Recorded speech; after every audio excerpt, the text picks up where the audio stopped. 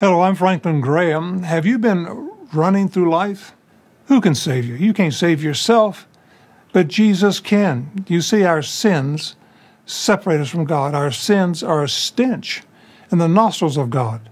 But God loves us and sent His Son on a rescue mission to save us. Jesus Christ came from heaven to this earth to save us from our sins. He took our sins to the cross. He shed His own blood. He died for our sins, and God raised Him to life on the third day. He's not dead. He's alive, and He can come into your heart right now and forgive you. Just pray this prayer with me right now. Just say, God, I'm a sinner. I'm sorry for my sins. Forgive me. I do believe that Jesus is your Son, and I want to trust Him as my Savior, and I want to follow Him as my Lord from this day forward, forever. Amen.